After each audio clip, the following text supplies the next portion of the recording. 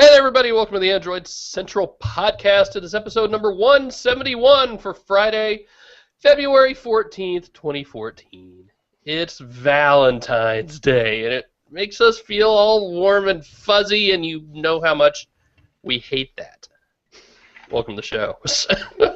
I'm Phil Nickinson, the editor of AndroidCentral.com, and with us this week, we have Richard Devine in the UK. Hello everybody. Is that your real accent? You're not making that up? Maybe. We'll see. Depends who's asking. We got Andrew Martinick, not in the UK. Yeah, I know. That makes, I guess it's two of us, right? Is that really how you guys sound in Seattle? We have the best newscaster non-regional diction in the country, I think. Seriously? I think so. I think everybody strives to have a non-regional, well, in the U.S. anyways. I think you're making that up. Alex Doby, also in the UK. Hey, everyone. You totally could have come at us with some crazy accent and nobody would have known. I was thinking what to come up with, but then that's a real newscaster. On me and I couldn't think of something. Like every now and then, Alex will throw out some southern accent or something, and it's so creepy to, especially if you get to see him do it. It's bizarre. It's nuts. So, what's going on? Everybody having a good made-up corporate mushy holiday? Everybody at Hallmark is. Yeah. I suppose I should have done Netflix is as well, I suppose, today. What's that? Everybody at Netflix is probably having a better day today. Yes. House of Cards. Yep. In fact, we should just skip the podcast and we'll go home and watch it now. How about that? I'd like a fifth window that's just House of Cards that people can watch that if they want instead of us. I don't know how... I don't know, Netflix might have an issue with that. Yeah. I might have an issue with that, too, if I think about it. Four grown men sat in silence watching Netflix for an hour. Might not be the best of ideas. So, kind of a slow week in the Android world, I guess. I mean, not a whole lot going on for new devices and stuff. I do think we need, Andrew, and everybody out there, especially everybody in the U.S., I think we do need to give Richard and Alex, 5 minutes. Sorry, I'm looking at my bare wrist when I need to be looking at the Pebble Steel. Let's give them 5 minutes to talk about the Moto X, because the two of you finally got one, right? You're actually sharing it. Alex gets the top half. we got two. We're not sharing it across cities. It's nice. I wish we had this 5 months ago, but for whatever reason, it's taken them a while to get it over here. Really nice phone. I think the price point for this is right now. It's reduced. It was $380 at launch. Now it's $300-ish. Most SIM-free places. The contract price is pretty competitive as well. Around about the same as the Nexus 5, so pretty good. And yeah, it really is about the performance and the features. You've got a chip in here that isn't necessarily bleeding edge by any means, but it feels as fast to use as most Snapdragon 800 phones. The display is 720, it's AMOLED, it's good AMOLED, not Pental AMOLED, so there's that. Looks good, not necessarily accurate colors, but bright, vivid, looks really nice. But it really is just about the features, isn't it? It's about active display, touchless control, and all that stuff. And they were talking a lot about how it would sort of change the way you used a phone. You still feel like kind of an idiot talking to your phone, but the thing that's changed for me is that the process of checking your phone with the touchless display stuff, the active display stuff, is normally you'd have to take it out of your pocket, look at the screen, press a button, bring the notification drawer down now. That's changed for me to just bring it out and pointing it at your face. And then you know immediately whether you want to unlock it or whether you want to look at your notifications. And it's just kind of eliminates a few steps that are small things, but just makes it much more enjoyable to use. It is. It's all about the active display stuff. I mean, and obviously the touchless control. I think my wife thinks I'm slightly crazy, though, because I've spent most of the day talking to Google Now, so... I don't know. You do feel a bit of a sort when you're setting it up in particular, having to repeat the same phrase over and over again. But I've just been in the kitchen cooking dinner. Needed half an hour in the oven. The phone's on the side. I've got all just gunky hands. Okay, Google Now. Set an alarm for 30 minutes from now. Damn, it's doing it as well. 30 minutes from now, done. And I only got mine this morning, and I love it. But it's all the features. The hardware is, you can take it or leave it, but the stuff that Moto is I think I like. is worth it. There's a lot to be said for just the size and feel of this. I think, Phil, you've been saying this constantly since August, that it looks unassuming and it's just this plastic back device with soft touch or whatever, but it's the perfect fit for your hand. The screen is, they've been very minimal with the bezels without being, without just having no bezel, so it breaks when you drop it. But the physical size and shape of the thing is very nice. You almost wish that for the next one they would almost make more of a traditional high-end smartphone. I don't really, that's not really what Motorola was about, but there are some things like the camera that are just kind of almost a deal breaker at this point. That it's pretty good if you get HDR locked on all the time, but even then you're waiting for it to process in the background. It's just, going from using some of the Sony phones for the past few months, there's a big difference there. So welcome to August. Yep. Great. You guys have kind of come to the same conclusion, and that's good. I think that's validation for us in what we thought, right? Have you tried the trusted Bluetooth at all yet? I set it up. I haven't used it a whole lot. But we get it on the Moto G anyway, so that's true. It's yeah, we've had that for a while. But I like that as well. What about so I mean, you're talking about touchless control. Do you see how it's different than what we have on the Nexus 5 and how it's built in there? And yeah, I mean, it's. I think when we eventually do see the Google launcher rolling out on Google Play, that's going to be a big kind of. It's going to sort of almost hijack that point because that's going to be part of the launcher, and it's not going to be as full feature because it doesn't work when the device is off, but it's going to be there anyway. Yeah, I mean, it's a little bit. I think maybe the sort of activation phrase is a bit misleading because it isn't really Google Now handling that stuff, is it? It's Motorola, and the stuff that can do that Google Now can't. So. I mean, it works well enough, and certainly the voice activation works. It picks out what you say generally a bit better than most voice detection things do. So, yeah, I like it. Whether I'd use it long term, I don't know. Whether it would be useful once the novelty was worn off, and whether it's worth the battery cost, I don't know. We'll see. A question coming out of I wrote up like the 6-month look back this week, and a question coming out of that was, how much longer is this phone going to be the top phone or be this good? How soon will something better come out? I mean, within the next month and a half, right? You would think. Maybe we'll be seeing a Galaxy S5 within, a week and a half or whatever.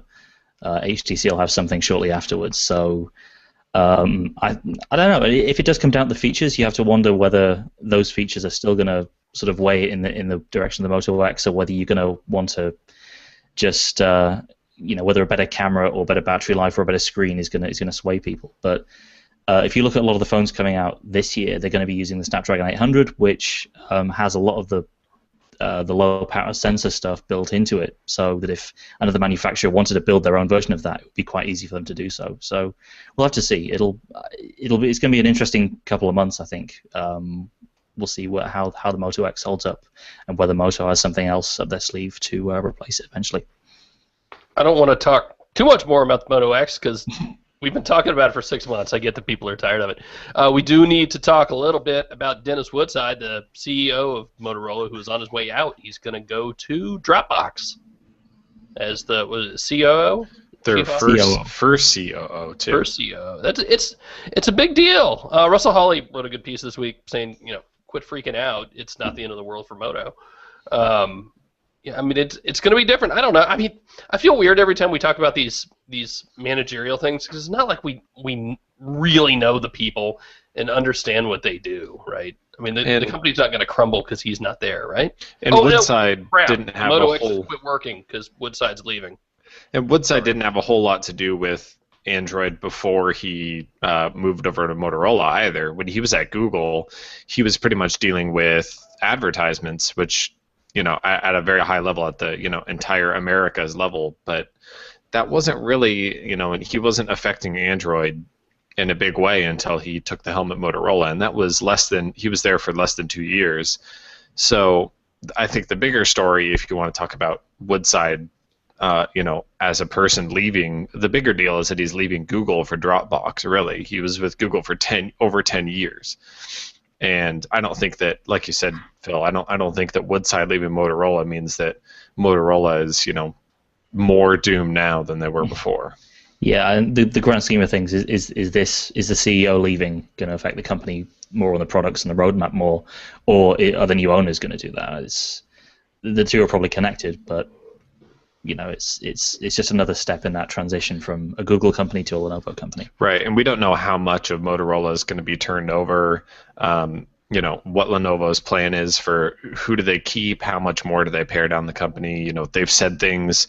Lenovo CEO coming out and saying things about how they're going to turn around Motorola to profitable in just a matter of a few quarters. What does that entail? How much of the executive structure is going to stay the same? Yeah, I don't know.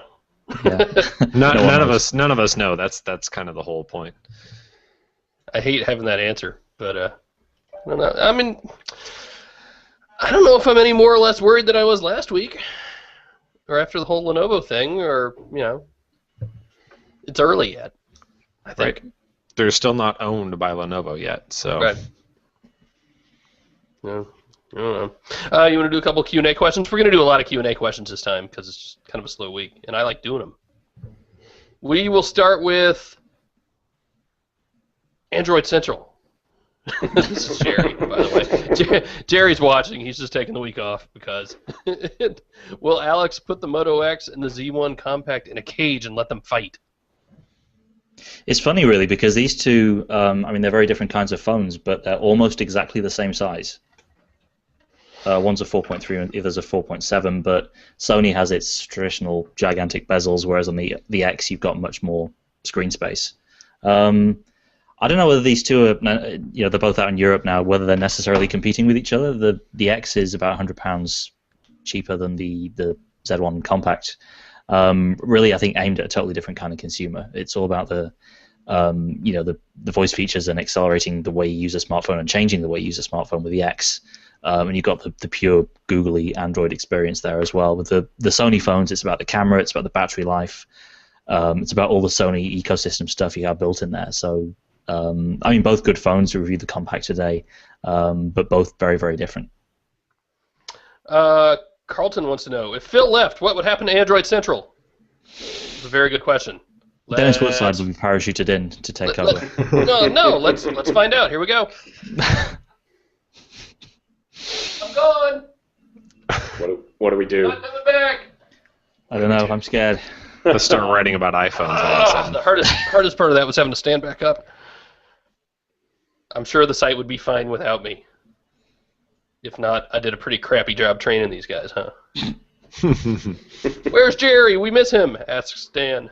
Jason Lee says, will Jerry be my Valentine? That's something you have to take up with him, I think. Yeah. Yeah, I have to watch the chat, see what Jerry says. Don't know. Oh, man. You want to talk Mobile World Congress a little bit? Because we probably won't do a podcast next week. We'll probably just, not to say relax, because we're not going to be relaxing, but we'll be leaving for Mobile World Congress next week. Galaxy S5, right? That's what we're all expecting. Yep. Maybe a Galaxy Gear 2. Maybe. Possibility. It's still it very, just very seems so soon. It's so soon, but then again, the reception wasn't too great. We've already had big discounts on it, so you got to think the time for launching it is with the S5. You're not going to get a full year out of the first Gear. It's either going to be the S5 or the Note 4, and I don't think they can run with the current Gear until September. I just don't think it's got right, and it's maybe not a product that's big enough to launch on its own, so you kind of have to tie it to another launch. Do you think the Gear maybe was just like an early version, and they said, all right, we got to get something out. What can we do quickly? It could be. The rumors are that the second one is kind of like some futuristic bangle. I don't know how accurate that is, but if it is, then that kind of suggests that they were looking at, it was one of a few concepts they had knocking around. Maybe they've got crazy new stuff planned. Maybe like you say, it was just kind of a prototype, and it's what the other smartphone components they can get in there and the functionality that they could get in there before the end of 2013. I want to just put these up side by side for a minute. Galaxy Gear, Pebble Steel. And I've always liked this part, I think, of the Galaxy Gear. Like, that's well done. It's a little thick. It's definitely bigger than Pebble, right? But this part's not bad. The band, I was never crazy about. It's really stiff. The camera I can live without. But, you think we're going to see something even more sophisticated? And I tell you, did I talk about this last week? I'm loving the crap out of the Pebble Steel. I put the steel band on it this week. Very I nice. still think the Gear looks better on the whole than the Steel does. Well, you're wrong. You think? I think so. Mostly because just the watch face part looks so good that they could just make the tweak. If Samsung did something else for they got rid of the camera or put the camera in the body or some sort and got rid of the speaker down on the bottom, the band could be so much different that they wouldn't be stuck with all the electronics in there. You know, they flatten it out a little bit and it would look like a pretty attractive watch. AMOLED, Yeah. I mean, as beautiful as the AMOLED display is, and we've talked about this ad nauseum, it kills on the battery, right? What are you going to do? Right. It's just the way it is. I mean, those are the engineering questions that they would have been dealing with over the past 6 months, and we'll see what they've come up with probably in a week or so. You don't imagine they'll go Mirasol or No, I don't. I think they'll stick with AMOLED. I don't see Samsung leaving. Yeah. Sorry, the obvious path is flexible AMOLED at some point, isn't it? They already have that technology. If they can get that into a wearable, it makes too much sense to not happen. I mean, they've already started doing the curved display, just a standard curved display as it is, haven't they? So it's possible that they could even go down that route. Mini Galaxy Round on your wrist. My thing is, I don't understand what having the curved display really does. There's so many issues with the Gear that aren't related to this display being flat that I would prefer if they kind of fix some of those issues, like with the stiff band and the thick body and the bad battery life and stuff like that. You know, those are real functional problems that exist that don't have to do with the display.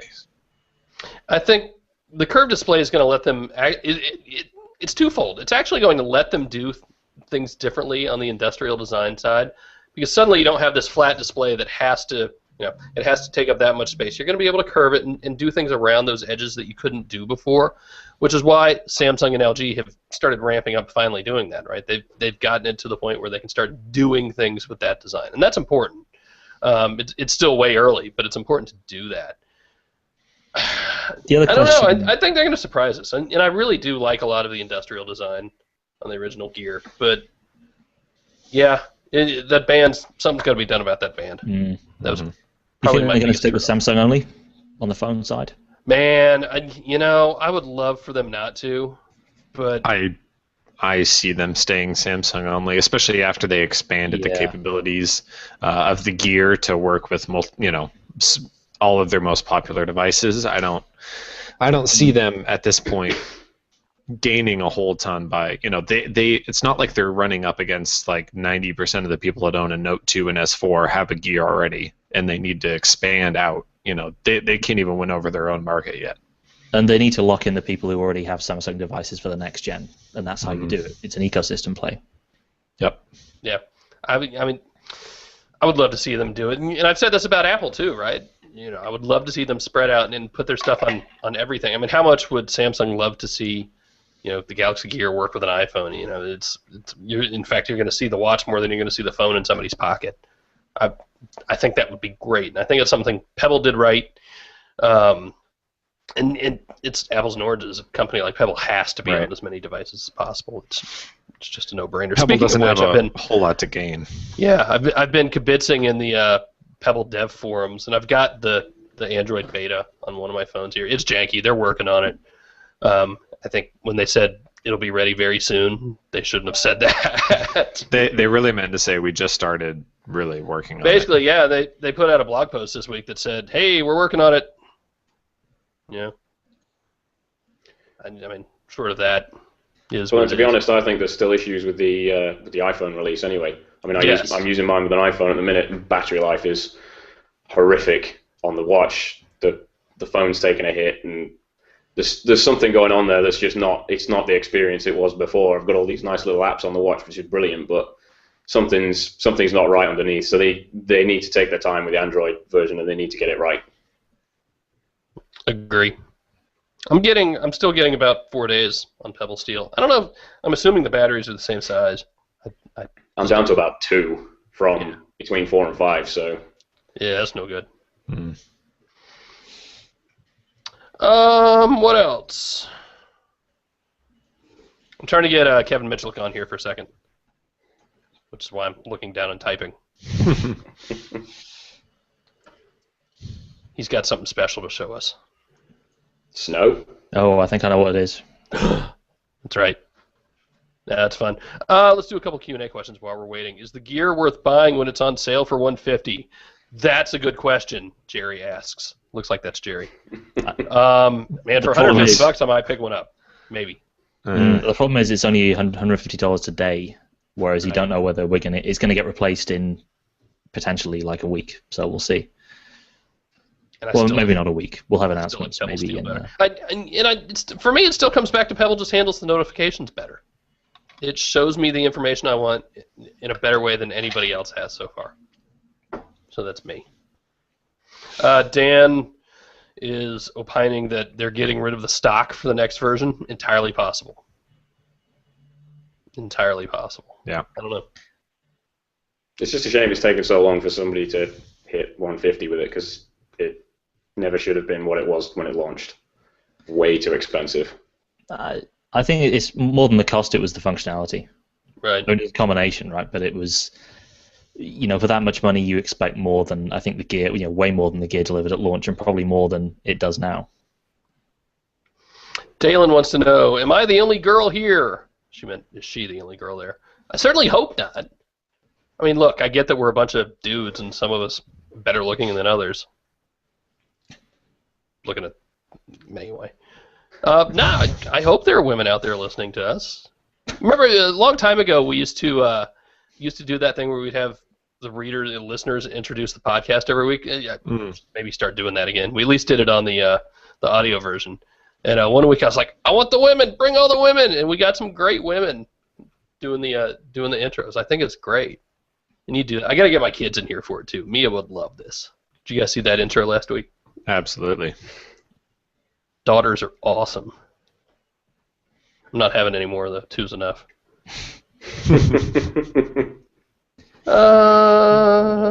Jeffrey writes. Where? Where? No. Scroll away. Question about the notification light on the compact. The light on the compact is actually, I don't know if I can show this, but the earpiece itself is actually all one big LED. Oh, that's cool. Strip along the top, and the entire thing lights up. It looks pretty cool, but I can't show you because I don't have any notifications. Kevin! Greetings! What is that on your face? It is prescription Google Glass. I'm extremely excited to have a pair. And if you notice, my long haircut finally kind of comes into play because it blocks all that with natural hair. So how much did you use glass before you got the prescription lenses put in? So just a little bit. I borrowed, on a recent trip to Miami, we were out there for team meetings. I think I borrowed Marcus's pair for a few days. So I was just, going for my morning walk or jog around the South Beach there wearing them. And, I got a pair early in January. Just used them a few times, but it's funny. I just ran out of contact lenses, didn't buy any more. So I couldn't wear them anymore, really, right? I need glasses. I need prescriptions. So then I quit, and then as soon as the prescription frames were announced, we ordered a pair that day. And I'm in Canada, obviously, so I couldn't order them directly. So I had a friend order them and ship them to me. So I got them. I took them right to the optometrist, got lenses put in, which took a few days, and just got them back. So hooked them up last night. Now, it wasn't cheap getting, you don't need to say how much it cost, but it wasn't cheap getting the lenses put in either, right? So that, on top of that, $250 cost, you're going to have more? Exactly. I never did any research on the best place to go get lenses. I've been using the same optometrist since I was 14 or 12 years old, something like that. So I just took them in, and the lenses were honestly $330 Canadian dollars, which is pretty much close to par to US dollars, which blew me away. I was like, why is it so expensive? But they said one of the things they said is that with the shape of the frame, which does have quite a bit of metal, like a bend to the shape, they use a special type of lens. I think it's a plastic type of lens instead of a hard glass, which they said is higher quality, but it's more expensive. And then, but they put on all the coatings and things like that, right, for anti-glare and all that kind of stuff. So pretty expensive. And they also said, you might notice a little bit of warpage on the outside just because it is such a bent frame compared to, the glasses I was wearing before, which are these guys. Which are a little bit straighter on the frame. But I'm liking them. I wore them out to dinner last night, and not one person said anything, which I was really disappointed in because I think I'm the only person in the city where I live that has them. So I think Canadians are too polite to actually just stop and interrupt you. They just assumed I was normal. Or maybe they're perfect. This is the future, and the future is here. And Kevin's being humble, because the one time I was up in Winnipeg, there were people stopping him, being like, "You're Crackberry Kevin! You're Crackberry Kevin!" No, now they're avoiding me, maybe. So I don't Maybe. know. But honestly, like putting them on, I think the thing I'm liking a lot is just because I do wear glasses. I am used to wearing glasses to see. It doesn't feel like I'm putting on technology, right? I'm just putting on my pair of glasses. It's a different pair of glasses, but between my pairs of sunglasses and everything else, I'm used to swapping up glasses. So it's good for me as a person who's worn glasses for years. That's probably a big difference. And in fact, that's something I don't think we brought up enough, because none of us really wear. Andrew wears glasses, right? Sometimes. I got LASIK so I could stop. Oh, wearing that's right. glasses. You did. Yeah. Actually, yeah. I got contacts so I could stop wearing glasses, and then I got mad at that and got LASIK so I could stop doing the whole thing. I'm blind. Which is way more expensive than putting lenses in Google Glass. So. Awesome. Well, thanks for swinging by and showing us that, Kevin. My pleasure. We're gonna make you write something at some point, right? Yeah, have me back on once I spend more time, living with these guys. I'm definitely going to wear them to Barcelona for Mobile World Congress and put them to use. And I'm curious to get some of the tips from you guys too, because I know you've spent a little more time using them. And the thing I'm kind of jumping up and back and forth with now is Google Glass versus a smartwatch for what it does today. Because I was wearing the Galaxy Gear for a while there. And I had my camera, I had my photo albums, and I find that's kind of what I've been using so far with this, is snapping photos and that. So I'm sort of battling, where one might be better than the other. But I'm excited to see where Google Glass goes. It's definitely fun. Awesome. All right. Well, yeah, Kevin's going to be with us in Barcelona next week, so that'll be fun, and we will certainly have him back on afterwards. All right. See ya. Take care, all.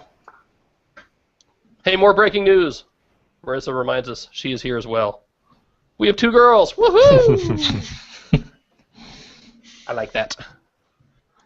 I'll be at home and I'll tell my wife and kids, I'm like, I wanted all the women, and they don't seem to get that joke quite like I do. But I like having girls around. Anyway, that doesn't, there's no way for that not to be awkward, I guess.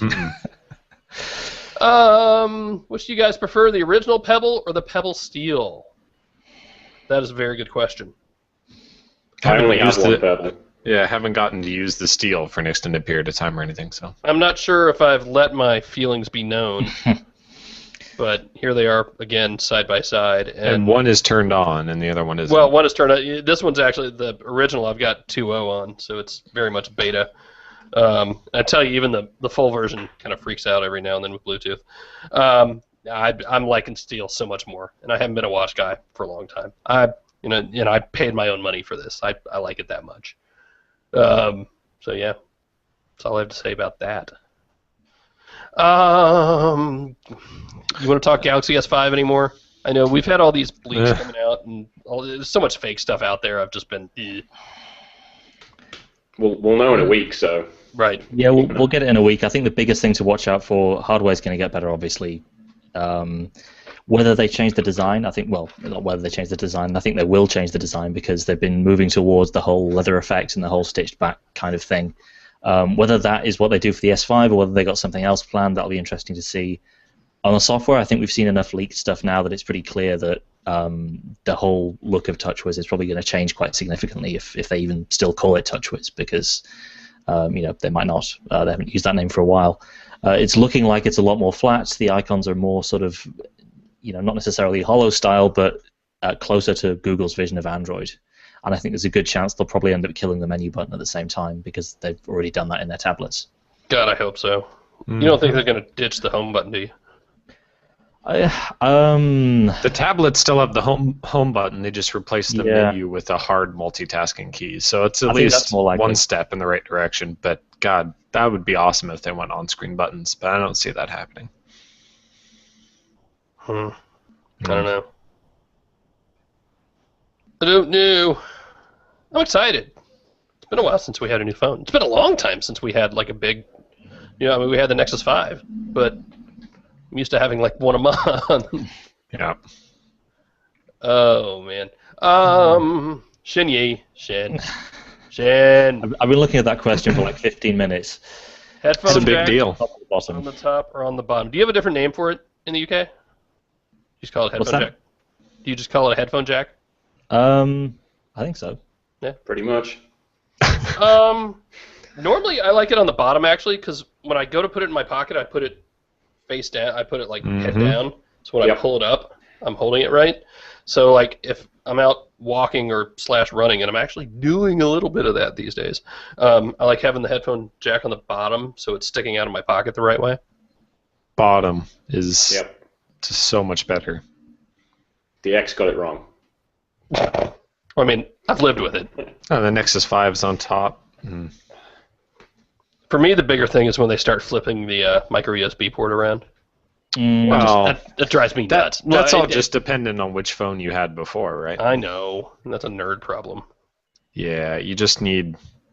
Well, I don't know. Richard knows the wonders of having the Lightning adapter that's ambidextrous.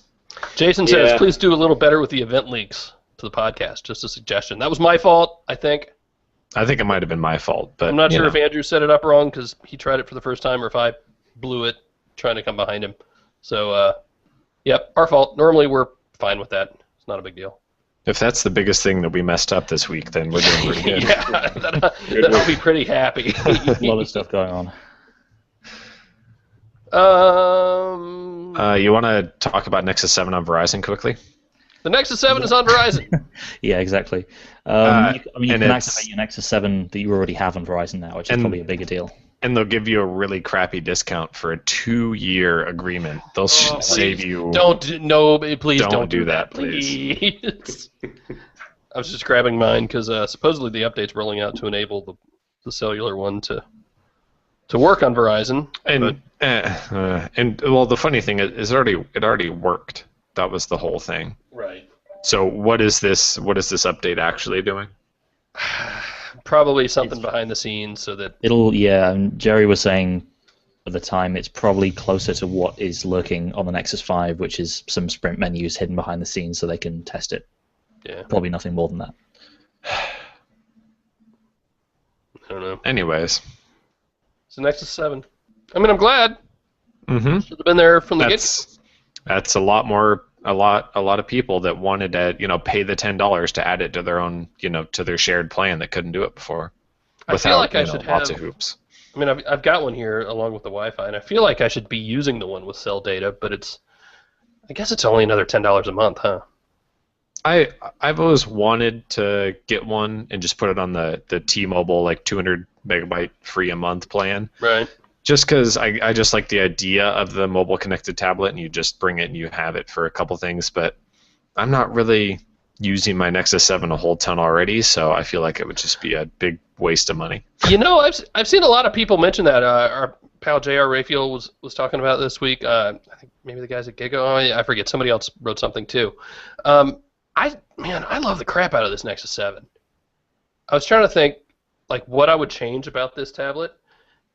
I can't think of it. Let me pop it out of the case. I can't think of anything I would change about this. I mean, battery life can always get better, sure. Bezels, I suppose, can always get a little smaller. I mean, there's a point you have to have some bezels, right? You Would want make them it to be bigger? kind of big so you can hold it. Right. Would you go to maybe an 8.3, 8.4-ish screen? I think I could. I mean, I've used the LG one plenty.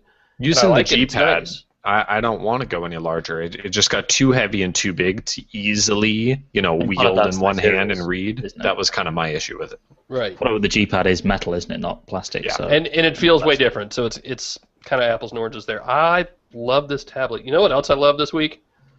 Is the Musée wallpaper. It's kind of hard to see here. But Roman Nurek from Google put this out, and it pulls from, I think he's pulling from Wikipedia Commons for the artwork, and then there are other applications that you can tie into this, so like APID. It's an open API that anybody can plug in their own source, and you can plug in your own source as well. Right. Which my coolest thing was it integrates with the KitKat file picker. You can point it at a Dropbox or Google Drive folder and just drop anything in there on your desktop, and it'll just rotate in, which I thought that was the coolest thing. You're kind of setting up your own, your own image cache for it. I'm lazy about wallpapers, and I usually don't change them off the default. I used to use one. It was I forget who made it. I think it was Kitty Face. Kitty Face. It was one that had big blades of grass, and then the background, it was like a panoramic kind of sky scene, and the background would change as you went throughout the day. So I could look down, and the sky would be pink, and I knew it was morning, or you would see like the sun setting, which was helpful for me when we're at shows and stuff, because you kind of forget what time of day it is. But oh man, I love this. It's really nicely done. It's beautiful. And there's already a ton of plugins as well to turn it up from Flickr and 500 Pixel and Reddit and God knows everywhere. Really, really cool thing to try. And if you haven't seen it yet, absolutely go download it and give it a shot. And the coolest part about it is it just like Dash Clock was. It's like I wouldn't say perfect, but it's an amazing example of how you can make apps work really well. Obviously from somebody who knows what he's doing with Android apps, obviously. But it's a great example of this is how things should look, and this is how they can work. And without being too much, right? Like these are very subtle apps. Right. It's not trying to change your life or anything like that, but it's something that's really cool, and it just works really well. We've all seen tons of very, very bad and clunky live wallpapers. Remember back in the day, they used to slow your device down so bad, and even the ones that shipped on the device, like back in the Nexus S days, or even Galaxy Nexus. I still have phones now that can't run that pond live wallpaper with the leaves in it at full speed. Really? I know the Nexus 4 even slowed down on that one. Dan writes, I am extremely happy with the Google Play Music upgrade. To be able to sort under my library for artist, album, etc. is a great addition. I agree. I use Google Play Music probably every day. I tell you what really got me this past week, though, and I've been trying to listen to different sorts of stuff, like things I wouldn't normally listen to, because it's I'm paying for it, but it's essentially free, right? And like the new Broken Bells record, which I actually really like. I'm kind of a sucker for disco sort of falsetto stuff as well. And but they were only streaming 4 songs. Everything else you had to buy. So I broke down and I bought it, but that gets me. Not happy with that. Still not the same as buying music, right? I mean, streaming is at the mercy of the labels. Can you guys talk about the LG G Pro 2? I kind of liked it. Is it too huge? Haven't seen it yet. Looking forward to seeing it next week. Yeah. I mean, we'll see it next week. I think the question is, what is it besides a big G2? Right. What does the Pro entail? Yeah, I mean, last year, G Pro, this was essentially their Note, right? And I think Kevin's got it up in Winnipeg right now. Actually, I sent it with them to Korea last year, because it's a Korean version that I had. And for me, it was basically a Note 2, only better. I think it was a little more powerful, right? And it came out later. What's that? It came out later, so it had that bump in specs, had a better camera, and a really nice screen. Right. So it's LG's offering in that sort of oversized world, and it was really nice. Now I don't remember what AT&T did to it. I need to go back and look at our review. I just don't remember. I remember Andrew Vaca reviewed it, and I believe he was really happy with it. I think the difference this time around is there's no kind of discernible hardware difference between the G Pro 2 and the Note 3. Because of where we are, it's still running basically the same internals, same RAM. It's a little bit bigger. So I think that's going to be interesting on a lot of levels with the stuff that we see in the first half of the year, because you have slightly faster Snapdragon 800s, but basically we're still more or less Snapdragon 800, 1080p displays, 2 or 3 gigs of RAM, that same kind of general area. So you're looking at maybe the stuff that's coming out now to be differentiating in other areas, maybe better battery life or a better camera or something like that. It's going to be different than just a straight-up spec core, which is what we've had for the past couple of years. And the new knock-on stuff sounds awesome. Yeah, so it's going to have like a password instead of... It's called knock code. You knock, you tap on it in a specific, cadence, and it unlocks your phone like a password or a PIN. That's going to be cool. Morse code or something. If you don't know the code, you're not coming in. It's going to be awesome. I can't wait to try that. Although somebody was saying the Muse wallpaper, And by the way, musée is Russian for museum. It's also French for museum. Is it? Yep. Did not Just know without the Zs. that. What was I going to say? Oh, musée doesn't really work. I mean, it works on G2 and on the G Flex, but remember, on the LG phones, you double tap to turn the screen on and off, right? In musée, you double tap to, by default, the wallpaper is blurry on purpose for effect. And so if you double tap, it turns the display off. Oops. Yeah, didn't think about that one. That was kind of funny. Brian wants to know, true or false? We can has Nexus 8 this year? I'm really bad at cheeseburger. I don't know. I think so. Yeah. You do or you don't? I do think so. I think the timing's right for them to step past the sort of 7-inch size. Do you think that's what it'll be instead of a revamped 7 that I can't think of any way to improve? They'll just make it bigger and different. Maybe they might even keep the 7 around.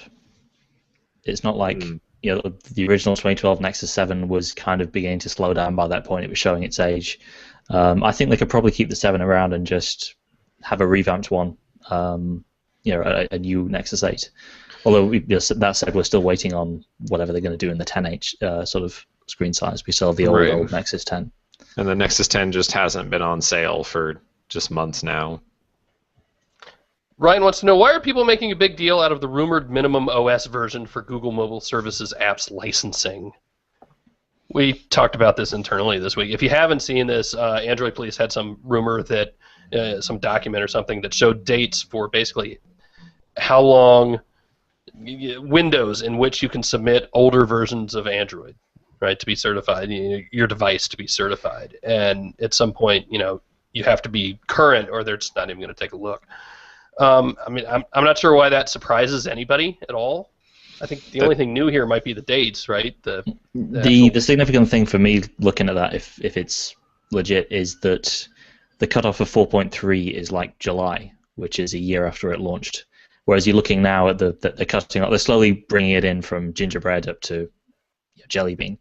You could still submit, as of January, you can still submit something with Gingerbread on it. That's not going to be the case. They're slowly bringing it in. If this is accurate, they're bringing it into, you have to basically be on the last version or the version before last to get it up to speed. Jerry sends his regards and says he wants to hug the guy who asked about the apps. Yeah, I mean, it's really not that big a deal. And we've seen more stories this week about how Google, if you want to use its open operating system, you have to agree to all this stuff. Well, yeah, if you want to use Google's proprietary stuff on top of the open operating system, yes, you have to agree with it. And I think that Diane Hackborn had the best explanation of why that is in a big comment thread, I think, on Ars Technica about it, responding to somebody basically explaining that the reason why you have to play nice with Google to get the Google apps is because it integrates with their cloud services, and there's no easy way to make that a streamlined process. So they can't just have completely wide open systems that connect to their internal servers to offer all these services. There's just no way to make that happen efficiently. And the bigger point about it is that if you go to AOSP and you build what's there, it's a fully functioning phone, even without all this. And that's not usually the case in a lot of open source projects.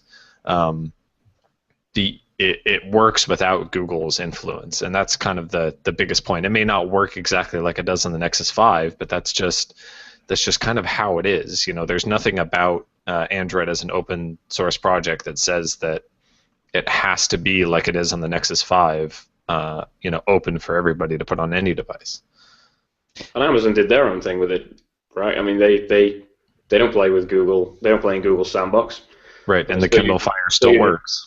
Still using Android, and the Kindle Fire works pretty damn well for a lot of people. So. And we might see the same thing from a certain other company in the next week or so.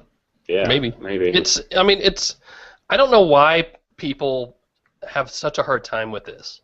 Android is code. It's this operating system that anyone can download and do anything they want with. That is open. You can see the changes. You can see the code. As soon as you put proprietary stuff on it, it's no longer open, and you have to agree to things. You have to agree. HTC has to agree to Google standards if they want to use Google's apps, If I want to use HTC's phone, I have to agree to their license and say, yes, I will use, and whatever the legalese is there. It's not new. So kind of whenever I see somebody use open in quotes now, and I'm not against using open in quotes because, there are reasons to do that, but it's almost like somebody has an agenda and you know what they're going for when you say that. And it's just not that confusing to me. And it's not even, like it was news like 5 years ago. Yeah. When they first started licensing Google Apps. And stating, there's just a lot of statements happening about that, yes, this is how it is. You have to license Google Apps, and people have known that for a long time, and there are terms to licensing. That's true for any kind of software or outside of the software world. There's going to be terms to that. But when two companies come together to, share IP like that, it's just how it's going to be. And the fact that there's just statements going around and then acting like it's some kind of revelation is kind of my issue with it. Or that, that Amazon has failed somehow. And it's funny, when you hear these arguments, they always leave out Amazon and just how well Amazon has done. And Amazon surprised the hell out of me. I didn't think they'd do as well as they did with the Kindle. I look at BlackBerry as well. They're using the Android code to build a runtime inside their own operating system. Right. There's no Google apps in there. There's no Google Play services. At least to my knowledge, doesn't just you try and put anything Google related on like that and it just spits it out. So it's it's just not that hard. So bear that in mind when you read those hit pieces, because that's what they are, and they're not even good ones. They're just not. Ryan says, "I just want to replay those lines Andrew and Phil said over and over and over again." There you go. Episode 171 is going to be your. Oh, man. Marissa says, did you guys know that HTC is doing an AMA on Reddit very soon? It's going on right now. I might have been asking questions behind the scenes. I'll be curious to see what they say and what goes on there. If you didn't see, they teased something this afternoon with broken phone screens. Go see it. That's all I can say about that. No, that's all I can say. Quit asking. Fine. What else? Or should we wrap it up and be quick about it this week? So someone was asking who is going to Barcelona next week. Me. Four of us. Kevin Mitchellek and Dan from WP Central. And I think I'm going to go Nokia's doing something. Nokia's doing something. Wink, wink. Is that a wink, or are you having a seizure or something? That's the weirdest thing about them changing all of their materials to green and whatnot. Mm-hmm. Why? If that really does mean something Android-y, that kind of means that they're going to embrace the fact that it's Android and use that as a selling point. But the indications are that they wouldn't use it as a selling point because they're just going to layer theirs and Microsoft services on top of it, and it doesn't matter. Just like current low-end Nokia phones, it doesn't matter that they're running S60 or whatever they're running. It's all about the fact that it's a Nokia phone. Except, consider this: who might they be using that for? Who might they be trying to use that as a selling point for? If not you and me, who? Guesses? No? Oh, come on, guys. Well, it isn't me, so... No, right. I know I'm not going to care about it. To be fair, though, I mean, they could say that... You need a couple things. They could slip Android in quite easily, and it has a buzz around it. Everybody knows what Android is by now, so they wouldn't even need to say much about it. They could just say, whatever it is, this runs on Android, and people are interested. Right, but here's the thing. You need somebody to buy the phones, first of all. Those people are out there, right? If the rumors are correct and this is a replacement for Asha and it's emerging markets, fine, they're the people. And we're talking like $49 unlock phones. Right. So you've got the people there to buy the phones. You know what you need next are the developers to put apps on them. That's who they're going to target. That's why they're going to say, it runs Android apps. Bring them to us. Come give us some. Put them in our store. And that just poses a whole nother issue of, they're going to build their own app store then, and we're talking about super low end phones, so we're talking about resource constrained development. This is the kind of stuff that Firefox OS is dealing with right now, which they're targeting their phones, or targeting their OS at phones that are super cheap, less than $100 unlocked, and they're trying to get web developers to make these web apps that are resource constrained and things like that. So, and completely separate from Android, of course. So, they've had an app store of sorts before, long for many years before Windows Phone was a thing, and even the Asher phones, they come with some kind of app store. I think they used to call it the Ovi store or something like that. And so they've already had the infrastructure. They've done that sort of thing. It may just be that they're going to try and rebuild they're going to try and rebuild it, but they're going to need a whole different set of apps now that Symbian is put out to rest. I guess I understand that there has to be some breaking point where they stop using Symbian and they just move on. But the fact still remains that they're not just going to be plugging in Google Play, presumably. They're doing their own thing. So they're going to run into the same issue that BlackBerry did, where they said, oh, Android, it's just Android apps. Developers, all you have to do is a couple tweaks and just submit them to us, and then we'll make it happen. That didn't really turn out very well. And that had a lot of promise to it. Amazon is obviously on the other side of the coin, but they put out their app store on Android first and got a lot of developers on board first, and then came out with their tablets. So it's kind of interesting to see what Nokia is going to do to actually get people to submit their Android apps. It doesn't just automatically translate over.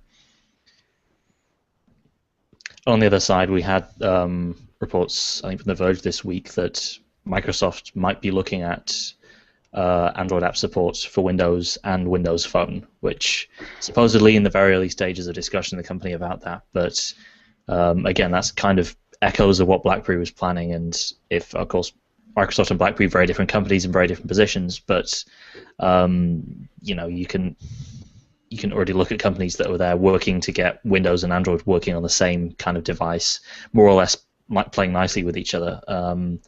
And if that happens, it's going to be huge huge development for Google because it's their platform, and for Microsoft. And it'd be a really, really strange experience for anybody that was using Windows Phone as well. Yeah. Windows Phone and Android are probably about as far away as you could possibly get when it comes to how things look and feel and operate. So I mean, it's bad enough. Like for me personally, it was bad enough on BB10 that I haven't used it recently, but the experience was just you had all these gestures and the way of controlling the native apps, and then you get into something that's an Android app and it's running in a runtime, and you've got different controls and it looks different, things behave differently, and it was a jarring enough experience there. And they have, you can see some more similarities in the way it looks. I mean, Windows Phone, nothing looks like Windows Phone on Windows 8, so. And you think about how bad it looks already when we get like kind of iPhone ports with the iPhone interface over to Android. Then you think about transporting that into Windows. Windows Phone, at least it's full screen, right? We don't know how things are going to be handled on, if they bring it to Windows tablets. Android isn't the best at scaling to tablets natively already. You're just going to run into all kinds of issues there. They're going to have to come up with something inventive. Windows 8 doesn't actually look that bad on tablets, I don't think. The way they've designed it, that's what it's for. Surely, it's a tablet interface, and like you say, Android apps don't exactly scale particularly well for the tablets. A lot of them. So I mean, I'm not under. You'd have to think that it would be an app gap kind of generated thing. They must be going for, if it does become a thing, okay, we need to get stuff onto Windows, we need to get stuff onto Windows Phone. What is the easiest, quickest way we can do that? And but I mean, you do that, but you also risk having what happened to BlackBerry, where you just have so many crappy ported Android apps that look nothing like your own design language. And even big developers like Skype, eBay, they just threw tweaked Android apps into the BlackBerry world.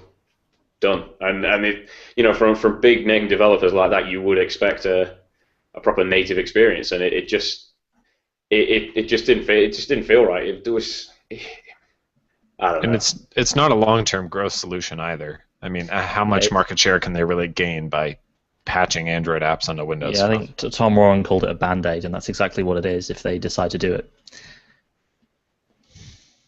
It'll be interesting. Ask us again in a week and a half. Yep. And we'll be, even if we take next week off, we will absolutely be podcasting from Mobile World Congress. So Yeah. stay tuned for that. So I think that's it. I think we're done. I know I say that every week, and we keep coming back every week after. But we're not done for good, just for this week. Right. For everybody who was trying to watch the Hangout Live and had the wrong link, that's my Andrew's fault. No, I think that's actually your fault. But It was one of our faults. Sorry about that. Probably do audio only from Barcelona. Generally, is what we do, just because it's quicker and easier. You're not going to bandwidth get Kevin is to the issue. record it on glass. Maybe, yeah. Maybe that's what we'll do. So. Hang out on air from glass. If you want, you can email us at podcast@androidcentral.com. Get us all on Google Plus and Twitter and all those places. Just search our names. It's the best thing. Except for Richard over there. He doesn't Yeah. use his name. And I can't just use my name on Google Plus either because somebody already took it. Oh, really? Yeah, that's why I have to put UK on the end because it was either that or put a bunch of numbers and yeah, somebody took it. I don't like them. I don't know who they are, but I don't like them. Sorry. As we are every week, we are brought to you by shopandroid.com. Call 888-468-6158. That is shopandroid.com. By the way, we're doing some exciting stuff. I can't tell you all about it yet, but you know those Galaxy S4 posts that have been pissing people off left and right because they're all basic stuff?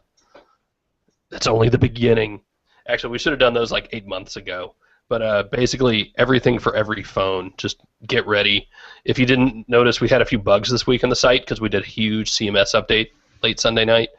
It's going to do a lot of things. It's going to enable us to have better design. It's going to let us do different things in the app. It's the start of a lot of things to come. So you're going to see a lot of cool new content this year. It's going to take a little while. Not going to happen next week. Certainly not going to happen the week after. But cool stuff is ahead, so thank you all for hanging in there with us. I know things get weird sometimes, so I'm all right with that. You guys all right with that? we're Weird already is really enjoying some of the benefits in the, Yeah. the creation side. Cool. Happy All right, like so probably won't hear from us next week. You will absolutely hear from us from Barcelona, I promise. So see you then. Later. See you later. All right.